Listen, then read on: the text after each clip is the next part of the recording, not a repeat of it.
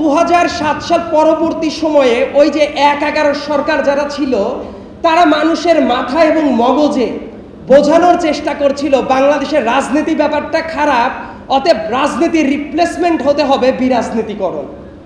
এবং সেই বীজটা এখনো বহু মানুষের মাথায় ঝোঁকে। এখনো মানুষ মনে করে শেখ হাসিনার রাজনীতিটা ছিল খারাপ রাজনীতি, খারাপ রাজনীতির বিকল্প বোধহয় বিরাজনীতিকরণ। দেখবেন সুশীল সমাজের আড্ডায়, ঐক্যমত্য কমিশনে, প্রত্যেকটা টেলিভিশন টক শোতে, আলাপ আলোচনায় কথাটাই এমন যেন বাংলাদেশের সব সংকট কেটে যাবে তখনই যখন বিরাজনীতিকরণ বাংলাদেশে শুরু হয়ে যাবে। লক্ষণ সেনের পরে দ্বিতীয় যে ব্যক্তি এই ভূখণ্ড থেকে পালিয়ে গেছে সেটা হইল পৃথিবীর ইতিহাসে অন্যতম শ্রেষ্ঠ মিথ্যাবাদী শেখ হাসিনা। লক্ষণ সেনের পরে তো আর কেউ এইভাবে পালায় যাইতে হয় নাই। ঠিক যে মুহূর্তে পালিয়ে গেল, আশা ছিল এমন একটা রাজনীতি হবে যে জায়গায় প্রতিদ্বন্দ্বিতা থাকবে কিন্তু নোংরামিটা থাকবে না। কিন্তু ওই দিন সন্ধ্যার পর থেকেই যেটা দেখা গেল, একটা পার্টিকুলার গোষ্ঠীর মানুষজন তারা এসে প্রচারণা শুরু করলো, যারা রাজনীতির মানুষজন ছিল তারা বলা শুরু করলো 0% কন্ট্রিবিউশন, 100% সেলিব্রেশন। এবং ওই জায়গা থেকে 5 আগস্ট পরবর্তী সময়ে যে নোংরামির বীজ বপন করে দেওয়া হলো, সেই বীজ চারাগাছ থেকে শুরু করে ধীরে ধীরে মহিরুহের দিকে এগিয়ে যাচ্ছে। এর কারণটা হলো যারা যারা সত্য ঘটনা জানে তারা বুক ফুলিয়ে সেই সত্য কথাগুলো বলে নাই, লেখে নাই, স্বীকার করে নাই এবং ক্রেডিট দেয় নাই। এবং সেটারই প্রারম্ভিক যাত্রাটা হলো এই যে লিটারেচার তৈরি হচ্ছে। শুধু এই লিটারেচার না, এই জায়গায় গান হওয়া উচিত, নাটক হওয়া উচিত এবং প্রতিনিয়ত এই গণ অভ্যুত্থানকে যদি জাগিয়ে তুলতে হয় আমাদের প্রত্যেকটা স্ফুলিঙ্গর দিকে নজর রাখতে হবে। বইটার নাম খুব চমৎকার, স্ফুলিঙ্গ থেকে দাবানল। স্ফুলিঙ্গ কি কি ছিল এটা অনেককেই জিজ্ঞেস করলে ভুলে যায় স্ফুলিঙ্গ কোনটা কোনটা ছিল। বাংলাদেশে অনেক সময় দেখা যায় বিরাজনীতিকরণের ভূত সুশীল সমাজের মাথা দিয়ে চেপে বসে, একবার, দুইবার, বারবার।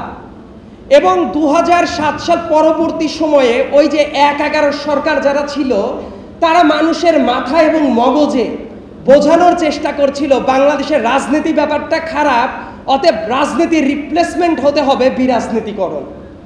এবং সেই বীজটা এখনো বহু মানুষের মাথায় ঝোঁকে। এখনো মানুষ মনে করে শেখ হাসিনার রাজনীতিটা ছিল খারাপ রাজনীতি, খারাপ রাজনীতির বিকল্প বোধহয় বিরাজনীতিকরণ। দেখবেন সুশীল সমাজের আড্ডায়, ঐক্যমত্য কমিশনে, প্রত্যেকটা টেলিভিশন টক শোতে, আলাপ আলোচনায় কথাটাই এমন যেন বাংলাদেশের সব সংকট কেটে যাবে তখনই যখন বিরাজনীতিকরণ বাংলাদেশে শুরু হয়ে যাবে। এই জায়গাটাতে সবার সতর্ক থাকা অত্যন্ত জরুরি। আমি বলছি না যে কোনো রাজনৈতিক দলের কোনো পাপ নাই। রাজনৈতিক যে কোনো দল এবং যে কোনো নেতা কেউই ফেরেশতা না। নিজেদেরকে কেউ যদি ফেরেশতা মনে করে, নিজেদেরকে কেউ যদি পাপহীন মনে করে, তাদের জন্য আলাদা হিসাব, তাদের নিয়ে আমি কোনো মন্তব্য করব না।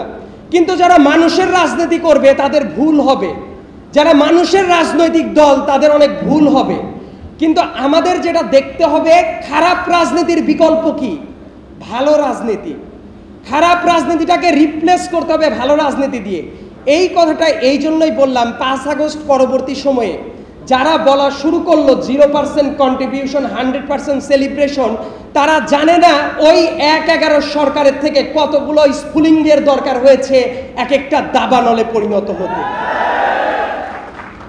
আমি একটা কথা খুবই রাগঢাক ছাড়াই বলেই ফেলি আজকে, যেটা দেখবেন হঠাৎ করেই যারা অনেক বেশি রাজনীতির দুনিয়ায় আসছে তারা এটা জানে না। ১/১১ সরকারের সময় কয়েকটা এজেন্সির টুকলি নোট দিয়ে দেশের বিখ্যাত 2টা থেকে 3টা পত্রিকায় যারা রিপোর্ট ছাপাতো, সেই বয়ান দেখবেন আবার 5 আগস্ট পরবর্তী বাংলাদেশে আবার চলে এসেছে। দেখবেন অনেকেই 10%, অমুক পার্সেন্ট, তমুক পার্সেন্ট, যে আলাপগুলো ছিল শেখ হাসিনার মেকানিজম, যে আলাপগুলো ছিল ইন্ডিয়ার মেকানিজম, সেই আলাপ আলোচনাগুলো আবার নতুন করে শুরু হয়েছে। অথচ তারা এইটা জানে না যে 2টা পত্রিকাতে এই রিপোর্টগুলো আসতো, আমি তার নাম নিচ্ছি না, কিন্তু বাংলাদেশের সবচেয়ে বড় একটা ইংলিশ পত্রিকা, তার এডিটর পাবলিক একটা স্পেয়ারে এটার জন্য দুঃখ প্রকাশ করে বলেছে তার এন্টায়ার এডিটোরিয়াল হিস্ট্রির সবচেয়ে বাজে অধ্যায় ছিল উনাকে এজেন্সিগুলো থেকে যে টুকলি নোট দেওয়া হতো সেটা যাচাই না করে উনি ছাপিয়ে দিতেন। কিন্তু দেখবেন এই আলাপগুলো কেন হারিয়ে গেল? কারণ তরুণরা রাজনীতি সচেতন ছিল না।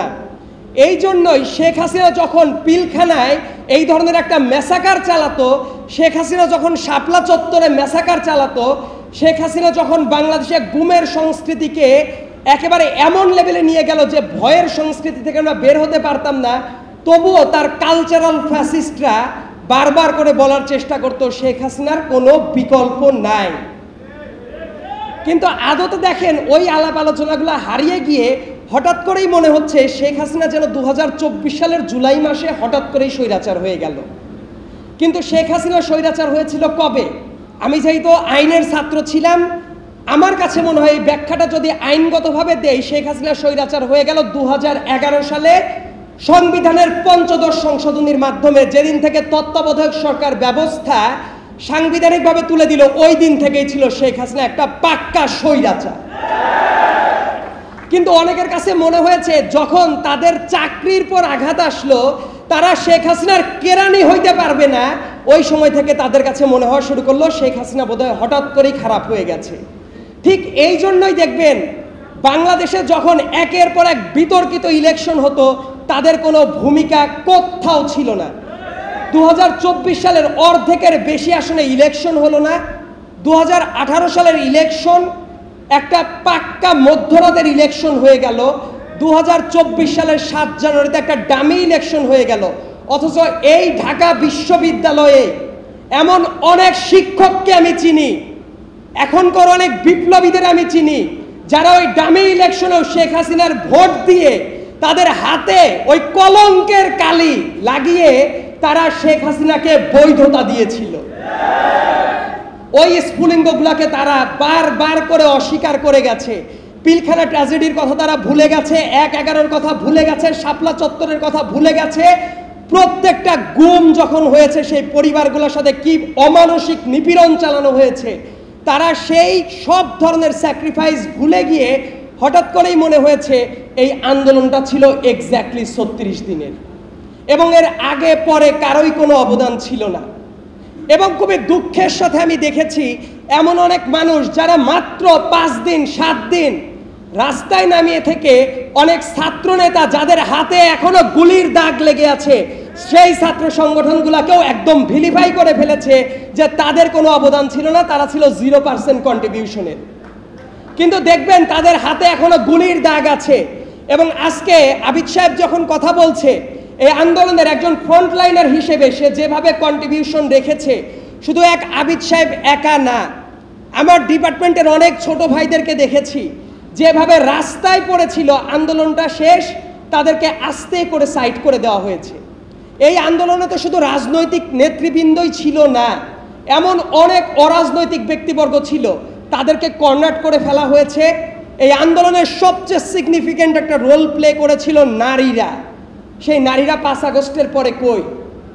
এমনকি ডক্টর মোহাম্মদ ইউনূস যখন নারীদেরকে আলাদা করে নিয়ে গিয়ে সংবর্ধনা দেয়, শুধুমাত্র একটা পার্টিকুলার দলের অংশকেই নিয়ে গিয়ে যখন সেলিব্রেট করে, ওইটা দেখার পরে আমার লজ্জা হয় যে অন্যান্য প্রত্যেকটা রাজনৈতিক দলের যারা নেতৃবৃন্দ ছিল, নারী নেতৃত্ববৃন্দ, তারা কোথায়? এই প্রশ্নটা সাংবাদিক মহল থেকেও না, সিভিল সোসাইটির জায়গা থেকেও না, কোথাও থেকে এই প্রশ্নগুলা তোলা হয় নাই। এবং এই জন্য এই আন্দোলন নিয়ে আর একটা চেতনার ব্যবসা শুরু হয়েছে। আমাদের জাতীয় জীবনে 1971 সালের মতো গৌরবোজ্জ্বল অধ্যায় দ্বিতীয়টা নাই, কিন্তু 71 সাল পার হয়ে গেল, একটা পার্টিকুলার দল পুরো ক্রেডিট তাদের ঘরে নিতে গিয়ে তার একটা চেতনার ব্যবসা শুরু করলো।